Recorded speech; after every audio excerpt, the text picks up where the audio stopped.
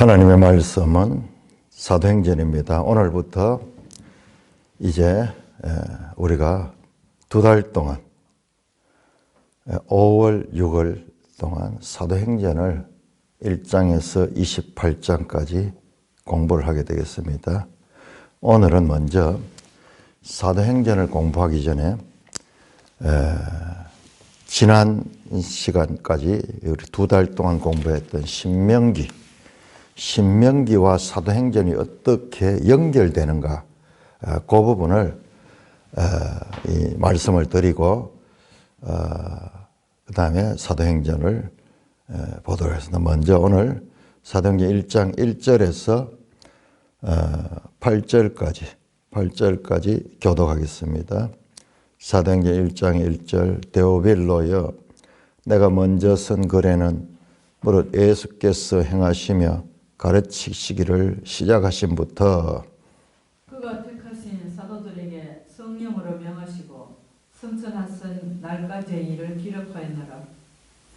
그가 고난을 받으신 후에 또한 그들에게 확실한 많은 증거로 친히 살아계심을 나타내사 40일 동안 그들에게 보이시며 하나님 나라의 일을 말씀하시니라.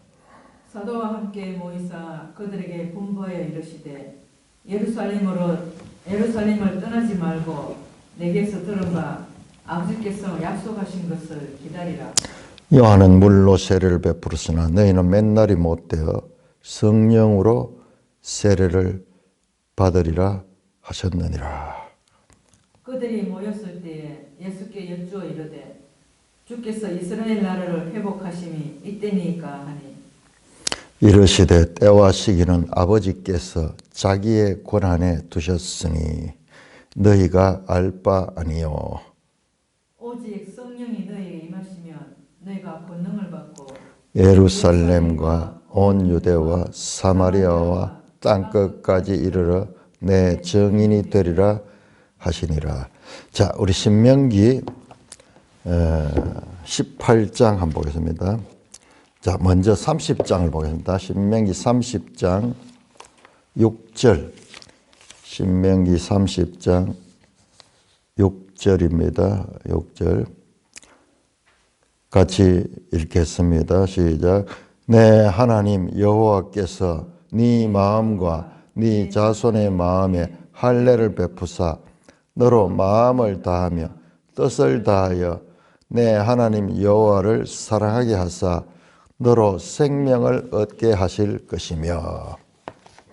오늘 제가 시간이 되면 두 가지 신명기와 그리고 이 사도행전이 연결되는 핵심 두 가지를 말씀드리려고 하는데, 하나는 지금 이 30장 6절 마음의 할례와 사도행전이 어떻게 연결되는가, 또 18장 보겠습니다. 18장 신명기 18장 15절을 보시면은 내 하나님 여호와께서 너희 가운데 내 형제 중에 너를 위하여 나와 같은 선지자 하나를 일으킬 것이다. 너희는 그의 말을 들으라. 그러면서 18절을 보시면 내가 그들의 형제 중에서 너와 같은 선지자 하나를 그들을 위하여 일으키고 내 말을 그 입에 두리니 내가 그에게 명령하는 것을 그가 무리에게 다 말하리라. 누구든지 이 선지자, 내 이름으로 말하는 이 선지자가 말한 거예요. 선지자를 통해서 내 이름으로 말하는 내 말을 듣지 않은 자는 내게 벌을 받을 것이요. 여기에 사도행전 3장 23절은 멸망을 받을 것이다. 그렇게 되어 있습니다. 자, 두 가지입니다. 첫째, 신명기 30장 6절에 마음의 할례,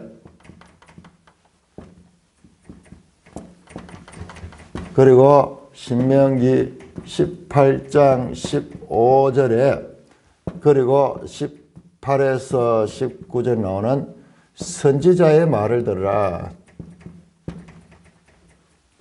누구냐? 모세와 같은 선지자. 자, 신명기 34장 마지막에 모세를 평가할 때에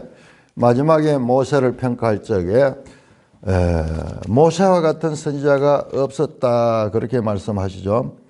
모세와 같은 선지자가 없었다. 10절에 그 후에 이스라엘에 모세와 같은 선지자가 없었다 하면서 34장 10절에 이 선지자에 대해서 말씀하는데, 이 선지자에 대한 말씀 속에 여기에 누가 있느냐 그러면 이게 바로 예수 그리스도고,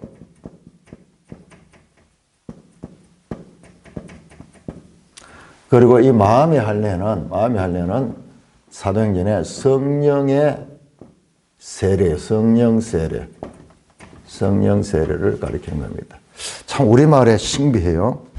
오늘 먼저 이 마음의 할례와 성령 세례의 연속성을 말씀을 드리고, 시간이 되면은 이 신명기에서 말씀했던 그 선지자, 이 선지자 모세와 같은 선지자와 예수 그리스도와의 연속성을 말씀드리면서, 이 신명기가 기록되기 전에 한 1500년 전에 기록된 모세의 글과, 그리고 신명기를 기록한 누가 1500년 후에 누가의 글이 어떻게 정교하게 이어지는가. 이거는 참으로 이 성경이 가지고 있는 이 연속성, 그러니 이게 하나님의 말씀이라는 것이 수많은 사람들이 기록했지만은, 그러나 실제로 그 내용을 주관하시는 분은 하나님이야. 하나님은 계속 하나님의 구원의 역사를 이루어가는데, 모세를 도구로 쓰고, 그리고 누가를 도구로 쓰고, 사도 바울을 도구로 썼습니다. 제가 이 강의하는 중에 로마서와 신명기의 연속성을 많이 이야기를 했죠. 그것만 달아도 어마어마합니다. 그런데 로마서뿐만 아니라 바울 서신뿐만 아니라 이 누가의 서신과도 밀접한 연관을 가지고 있다. 알고 보면요, 성경 전체가 그렇게 되어 있어요. 전체가 그렇게 돼요. 그 한 가지를 이제 구체적으로 살펴보도록 하겠습니다. 먼저 신명기 30장 6절에 보면 마음의 할례를 행하면요, 이게 모든 게 가능해. 말씀도 가깝고, 네가 이걸 행할 수 있어요. 마음의 할례가 없어서 레위기 26장 39절에 42절인가 보면은 그 백성이 불순종했던 이유가 할례 받지 아니한 마음 때문이거든요. 할례 받지 아니한 마음. 할례 받지 아니하는 마음은 불순종할 수밖에 없습니다. 그러나 마음의 할례는 누가 행하느냐 하면은 하나님이 행해 주셔. 하나님이 행해 주셔. 그러면은 그가 하나님을 사랑하게 되고 율법을 다 절거히 지킬 수 있다는 말씀입니다. 이거는 그야말로 복음 중에 복음이에요. 신명기를 보면 전체가 할 수 없음입니다. 여러분, 모세도 이스라엘 백성들에게 율법을 전해줬지만 이스라엘 백성들이 율법을 지킬 수 없다는 것을 알고 있어요. 성경을 잘 읽어야 돼요.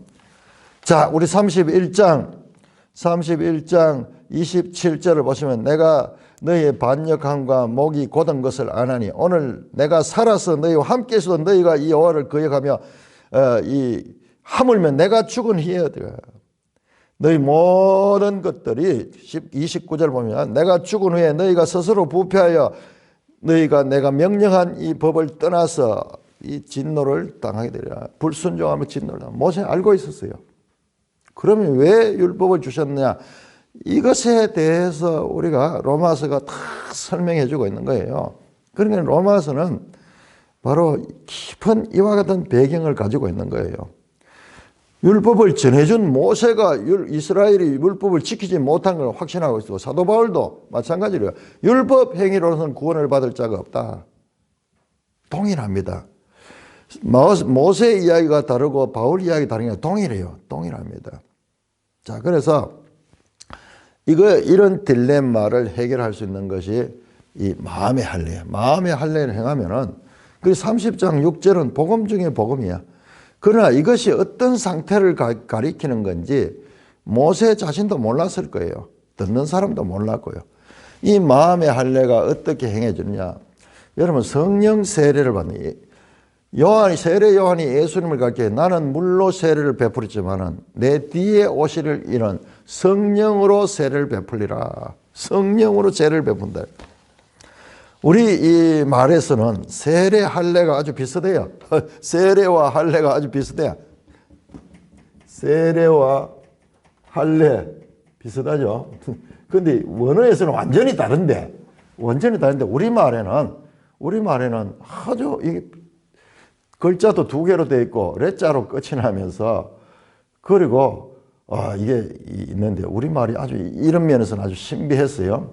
다른 원어로 보면은 전혀 이 두 가지가 다릅니다. 이건 베프티조, 세례를 받는다. 침례한다 하는 거죠.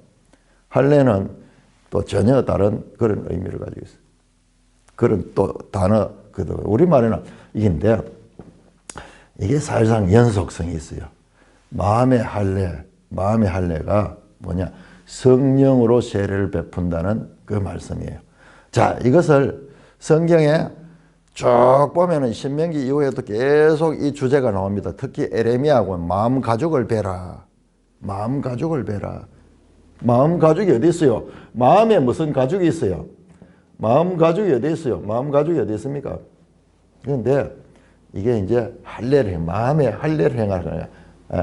할례가 사람의 이 표피, 남자 성기의 표피를 자르는 거잖아요. 가죽이잖아요. 가죽을 베는 거잖아요. 그런데 성령이 세례를 받는다 하는 이 마음 가죽을 베야지, 이 마음의 할례를 받아야지. 그 마음을 벤 속에 이 새 영을 준다 그래요. 새 영.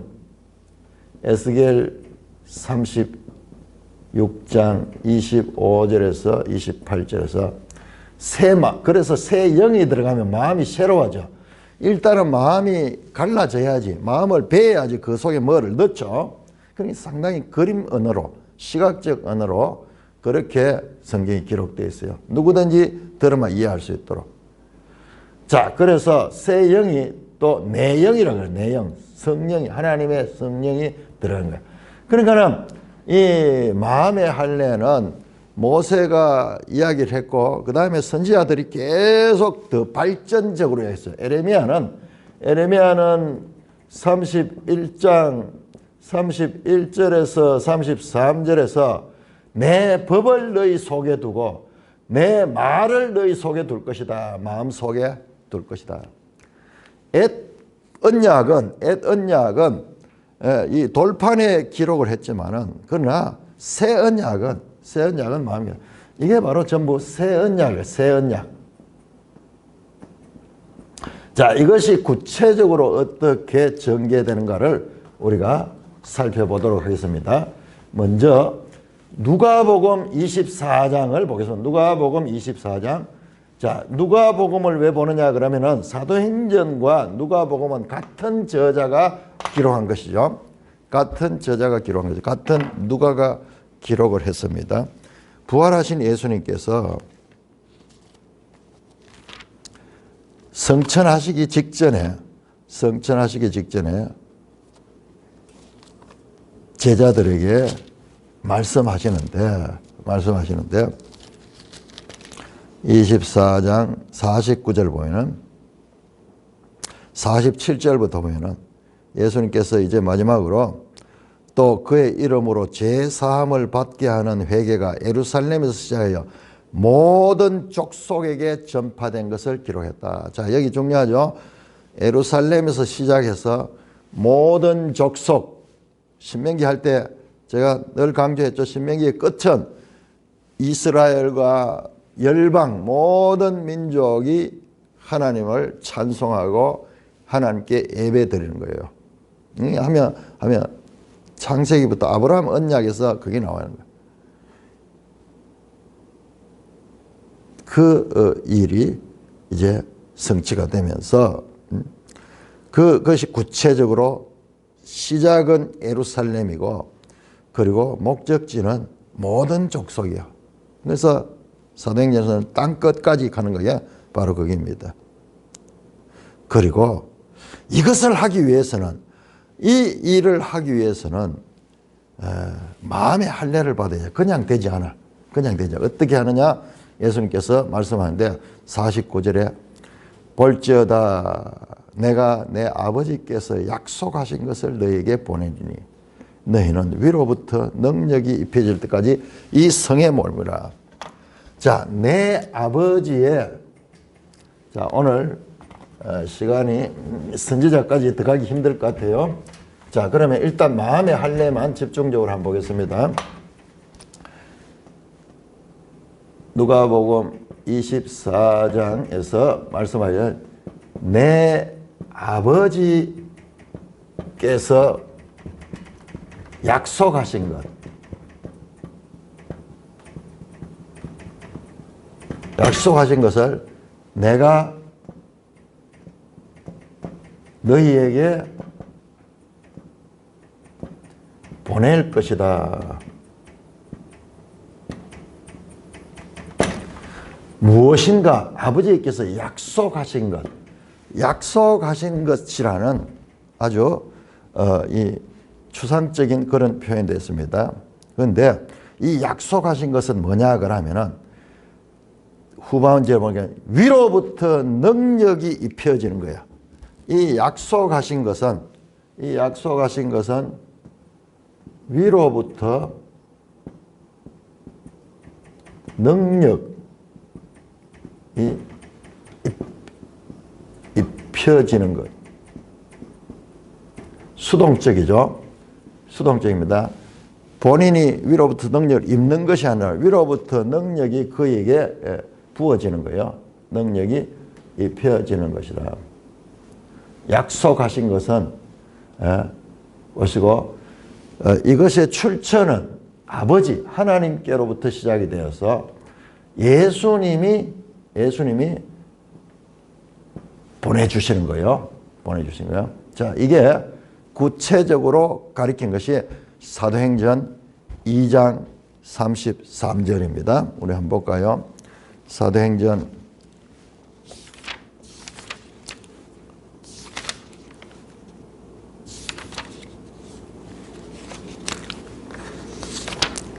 2장 33절 보세요.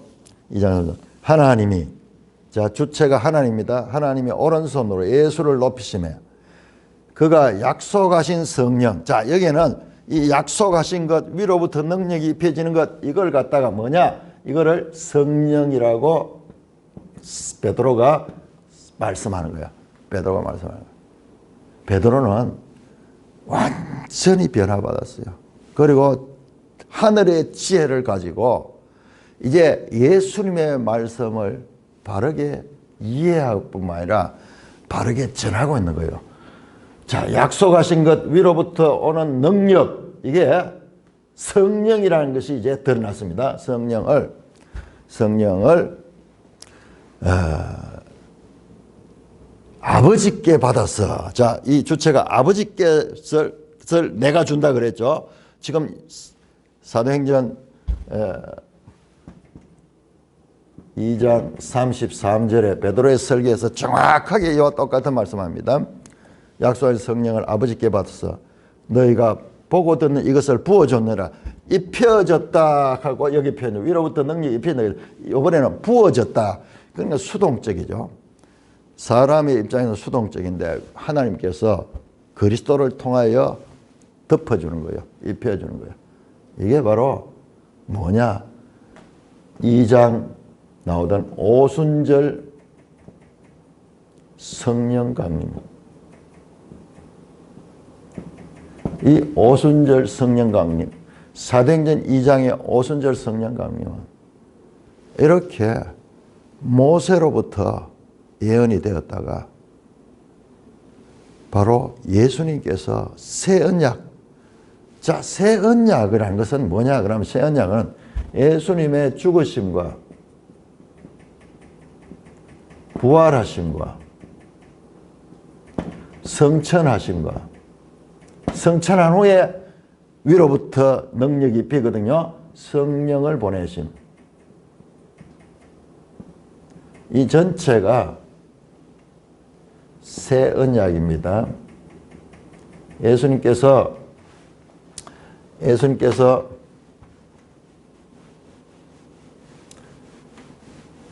십자가에 달려 돌아가시기 전에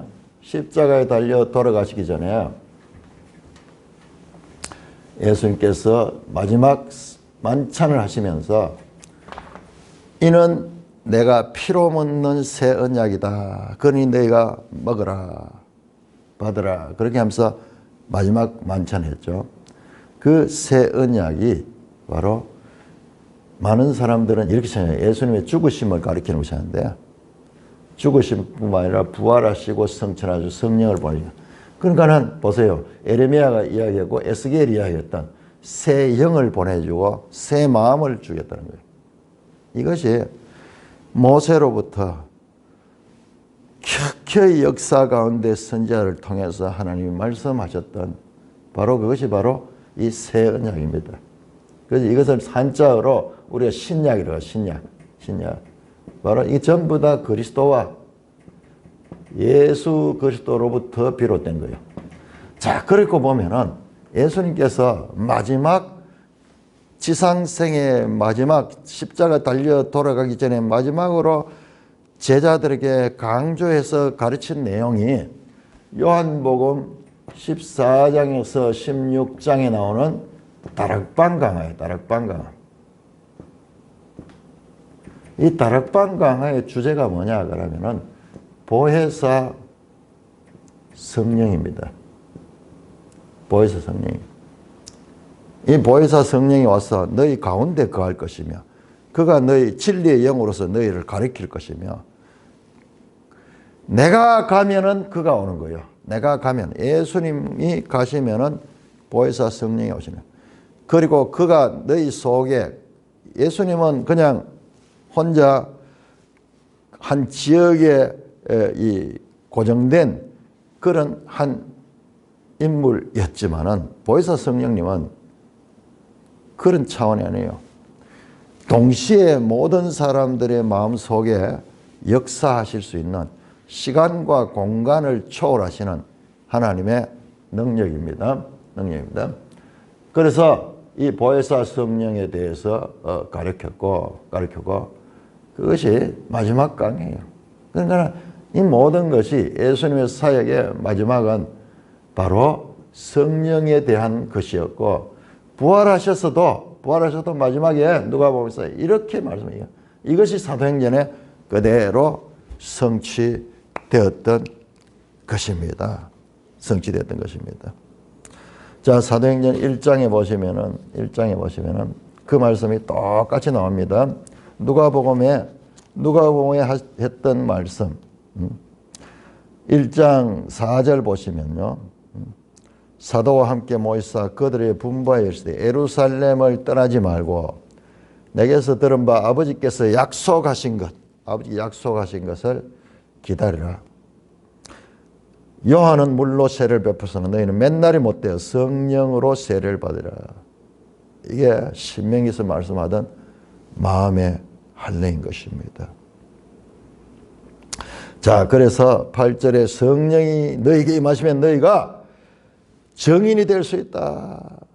정인은커녕 예수님을 부인하고 도망가고 했던 그 제자들이 이 성령이 임하면은 내 정인이 될 수 있다.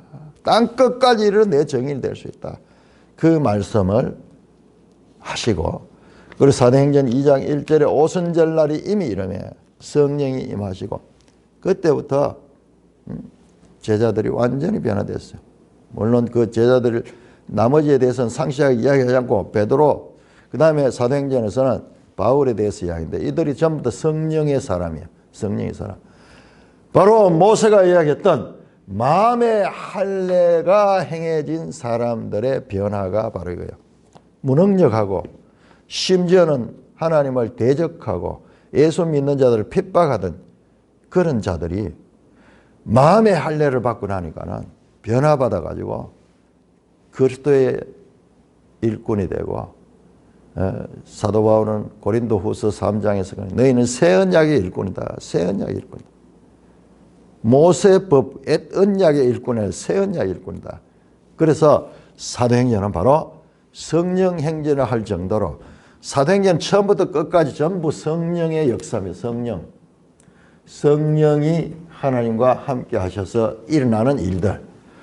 이 놀라운 변화, 부인하고 숨고 도망가고 무지하고 무능력했던 베드로가 성령의 충만을 받아서 하나님 말씀을 누구보다 바르게 깨닫고 전하고 능력을 행하는 이야기가 바로 사도행전입니다.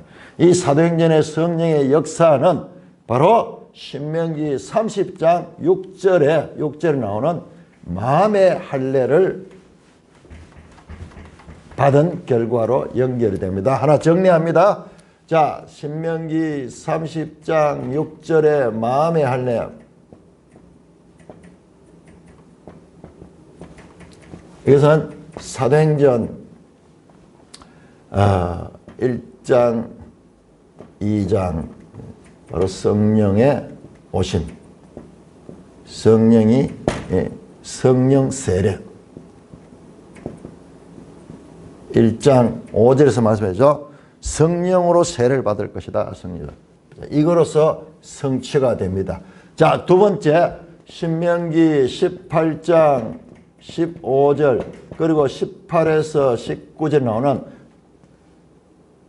모세와 같은 선지자. 모세와 같은 선지자를 보겠다. 모세와 같은. 이것도 너무 추상적인 말이고 이것도 장차 언제 될지 알 수 없는 미래에 속한 것이에요. 뿐만 아니라 신명기 34장 10절에서는 모세와 같은 선지자가 나타나지 않았다 그런 거야. 그때까지 모세와 같은 선지자가 이 땅에 없었다는 거야. 이 모세와 같은 선지자. 그런데 이 사도행전 3장의 베드로의 설교. 베드로의 설교를 한번 보겠습니다. 사도행전 3장. 자, 먼저 신명기를 정확하게 보고 넘어가겠습니다. 자, 신명기 18장 15절. 신명기 18장 15절에 보시면은 내 하나님 여호와께서 너희 가운데 내 형제 중에서 너를 위하여 나와 같은 선지자를 일으키실 것이다. 내 형제 중에서 이스라엘 가운데서 여기서 내 형제는 이스라엘 백성을 가리켜 이스라엘 가운데서 나오는 거예요. 그런데 나와 같은 선지자 너희를 위하여 백성들을 위하여 나와 같은 모세와 같은 선지자 한 사람을 일으킨다. 너희는 그의 말을 들으라. 자, 이거 중요합니다. 너희는 모세와 같은 선지자의 말을 들어야. 너희는 그의 말을 들으라. 그의 말을 들어야 살아요. 그의 말을 들어야 삽니다. 자, 18절 보시면은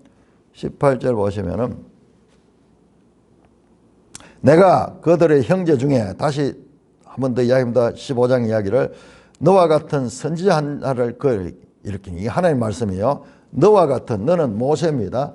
모세와 같은 선지자 하나를 그들을 위하여 백성들을 위해서 일으키고 내 말을 그 입에 두리라. 그의 말을 들어야 돼요. 왜 그러냐면 그의 말은 그의 입을 통해서 전해지는 말은 하나님의 말이야. 하나님의 말을 그 선지자를 통해서 전한다는 말씀입니다. 그래서 누구든지 내 이름으로 전하는 내 말, 이 선지자를 통해서 하나님이 전하는 이 말을 듣지 아니하는 자는 내게 벌을 받을 것이다. 그런데 이 말씀을 그대로 사도 베드로가 예수님께 적용해서 말씀합니다. 자, 사도행전 3장을 보겠습니다. 사도행전 3장 22절. 3장 22절. 자, 보세요.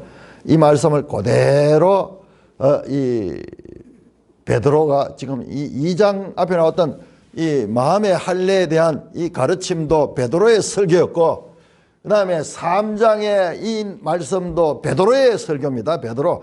그러니까 여러분 베드로를 집중 주의해서 봐야 돼요. 베드로가 누군가? 우리는 그냥 예수님의 수제자, 그 다음에 이 복음서에 보니까 실수하고 넘어지고 부인하던 예수님의 제자지만 참으로 이 부족했던 그 모습을 보았지만은요.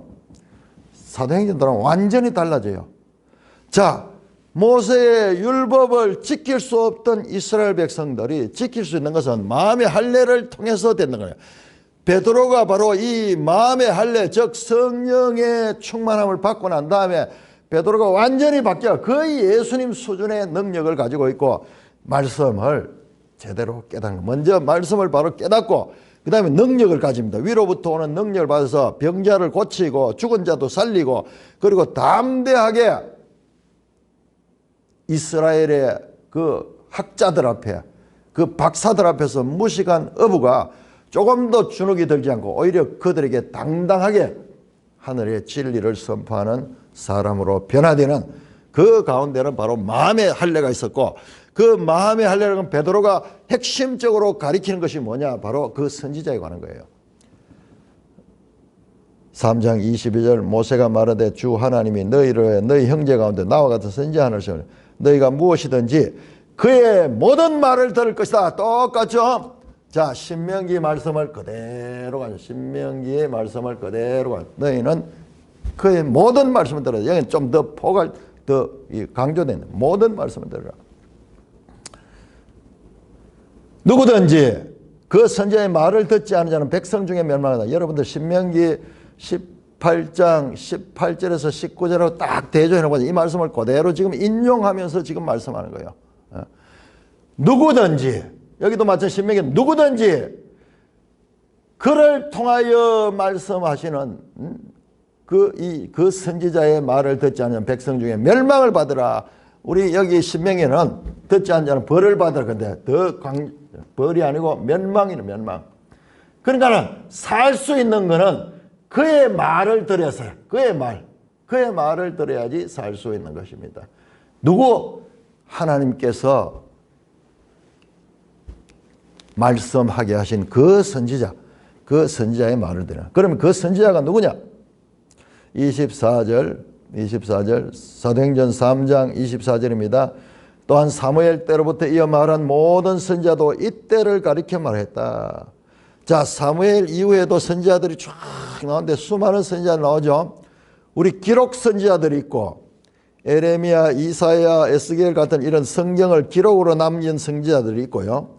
그 다음에 기록 남기지 않는 선지자, 예를 들어 엘리야, 엘리사 이런 사람은 기록은 없잖아요. 그들이 남긴 책은 없잖아요. 그렇지만 그들이 선지자로 활동했던 게 성경에 나오죠. 그러니 기록 선지자나 기록하지 않는 모든 선지자들이 누구를 가리킨다고 하면 바로 이때를 가리켜. 이때가 뭐냐? 바로 그 선지자가 오는 때. 그 선지자. 그러면서 25절 너희는 선지자들의 자손이요 또 하나님이 너희 조상과 더불어 신 언약의 자손이라. 자, 그 선지자는 누구냐 하면 아브라함에게 이르기를 땅의 모든 족속이 너의 씨로 말미암아 복을 받으려 했다. 창세기 이 15장에 나오는 모든 족속이 너의 씨로 말미암아. 그 씨가 누구냐? 너의 씨로 말미암아 복을 받았다. 아브라함의 씨, 아브라함의 씨. 근데 이게 단수예요, 단수. 이 씨를 통해서 모든 민족이 복을 받는, 모든 민족 복을 받는다. 바로 아브라함의 씨는 후손이거든요. 그러니까 우리 마태복음 1장에 아브라함과 다윗의 후손 예수 그리스도, 이것은 전부 예수 그리스도. 예수 그리스도를 말을 듣느냐 듣지 않느냐에 따라서 살고 죽고, 예수 그리스도가 모든 생명의 근원이 되고 하나님이 그 종을 세워 복 주시고 너에게 먼저 보냈다. 그분이 누구냐? 24절에 하나님이 그 종을 세워 복 부려 너에게 먼저 줬다. 너희로 하여금 돌이켜 그 악함을 버린다. 그분이 바로 예수 그리스도야. 예수 그리스도. 아브라함의 씨에 대한 해석은 사도 바울이 저 갈라디아서에서 말씀합니다. 그 예수 그리스도다. 예수 그리스도다 말씀. 이렇게 사도행전과 신명기와 사도행전은 동일하게 두 가지, 첫째 마음의 할례, 즉 성령의 오심을 통하여 계속 그 말씀이 성취된 걸 보여주고, 그 다음에 모세와 같은 선지자, 하나님이 그 말을 그에게 줘서 그의 말을 들으면은 멸망치 않게 되는 그분을 통한, 그 선지자를 통한 말씀이 지금 예수를 통하여 성취되었다는 것을 가리키고요. 자, 여기서 나왔는데 우리가 계속 제가 이야기했죠. 아브라함 언약으로부터 시작해서 하나님은 신명기에서 강조하는 모든 민족이, 모든 민족. 그러나 순서가 있어. 먼저는 이스라엘. 그리고 궁극적으로 모든 민족을 구원하는 거예요. 그래 구약은 지금 이스라엘의 구원에 관한 것이고, 이제 모든 민족, 이스라엘 통해서 모든 민족을 나가는데, 자, 사도행전 시작부터 전부 그 이야기로 가득 차 있습니다. 자, 사도행전 1장 8절 보세요. 1장 8절. 오직 성령이 너희에게 오셔서 너희가 권능을 받고 예루살렘과 온 유대와 사마리아와 땅끝까지 이르짖는다. 땅끝까지 모든 민족에게 복음이 증거될 것입니다. 자, 2장 베드로의 설교, 또 2장 39절. 1장 8절은 예수님께서, 부활하신 예수님께서 말씀하신 것이고, 2장 39절은 베드로가 선포하는 말씀입니다. 2장 39절 보겠습니다. 2장 39절. 이 약속은 너희와 너희 자녀와 모든 먼 데 사람 곧 우리 하나님이 얼마든지 부르신 자들에게 하신 것이라 하고, 또 여러 말로 확정이다. 너희가 하나님이 얼마든지 부른 자 누구예요? 먼 데 사람, 모든 먼 데 사람, 전부 이 모든 민족을 가리키는 모든 민족. 3장 25절 볼까요? 3장 25절. 예. 너희 씨로 말미암아 모든 민족이 너희 씨로 말미암아 복을 받으라. 자, 이렇게 신명기의 핵심 메시지. 자, 신명기를 정리하면요, 여기에 답이 다 나옵니다. 신명기는 율법에 관한 이야기죠. 그러나 그 율법으로는 구원받을 수 없다. 왜? 율법이 잘못된 게 아니라 그 백성들이 마음의 할례를 받지 않은 상태에서는 율법을 지킬 수 없다는 것이 신명기의 말씀. 이게 로마서 말이 아니라 그 신명기에도 모세도 그렇게 말씀한 거예요. 그러면 어떻게 되느냐?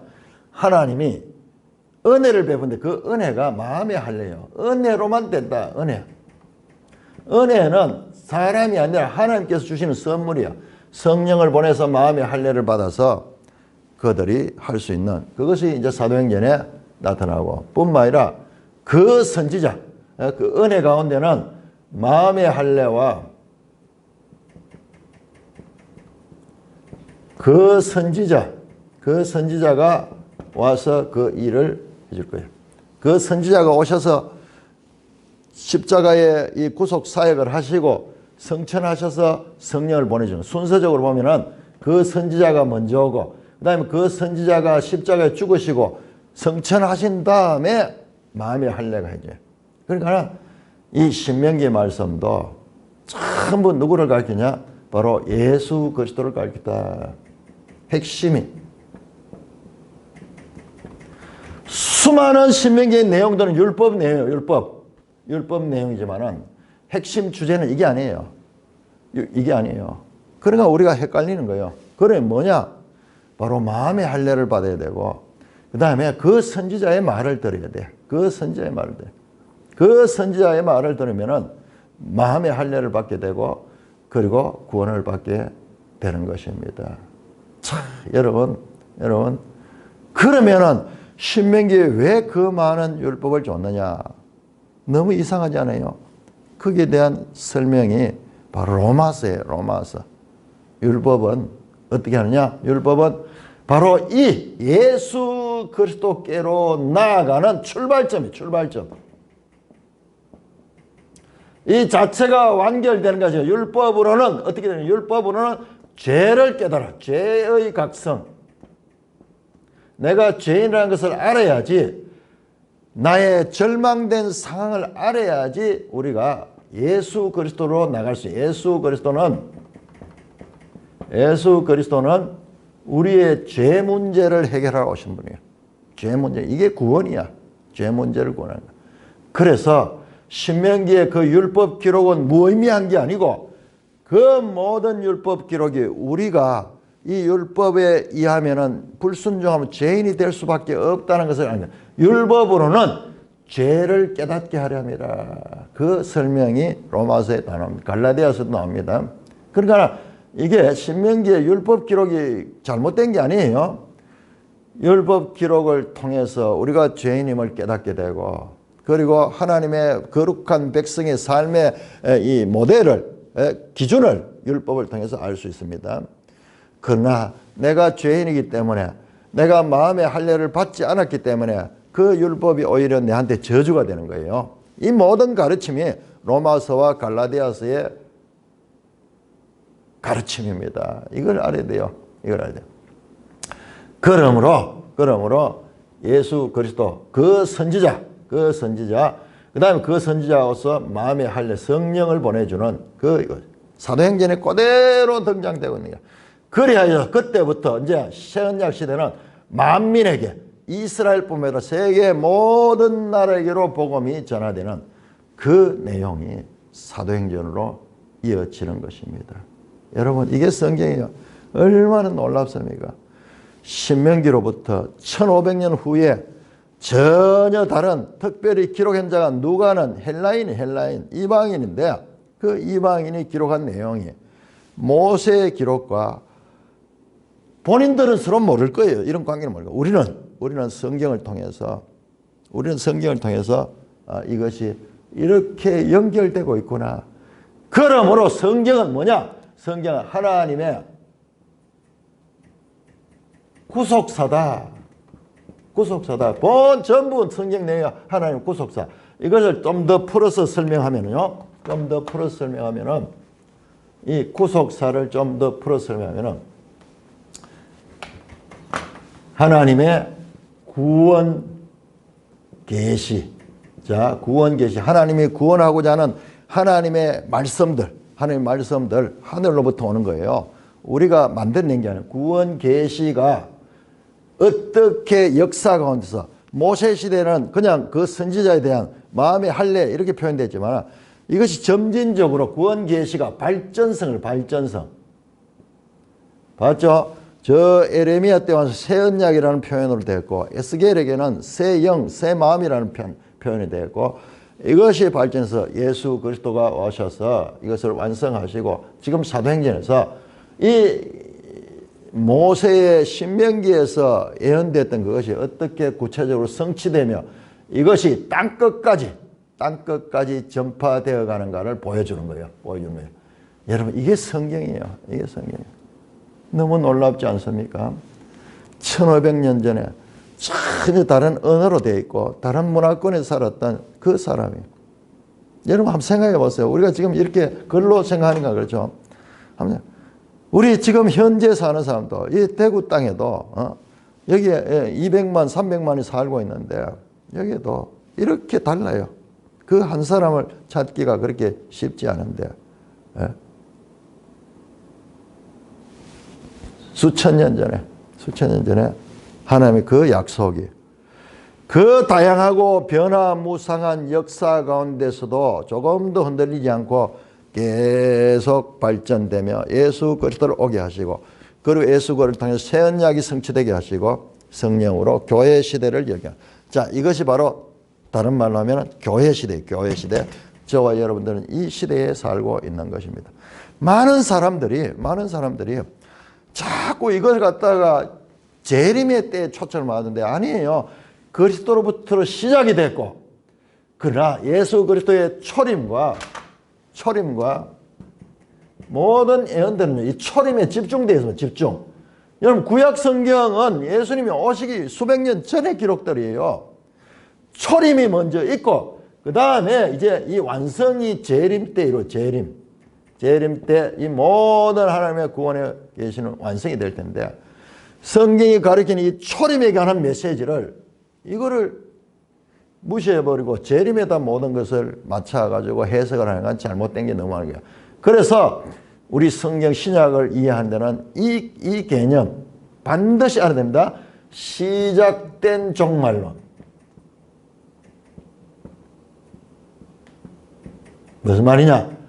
이미 예수님으로 통해서 이미 구원 역사는 시작이 되었습니다. 그러나 아직 구원 역사는 완성되지 않았어요.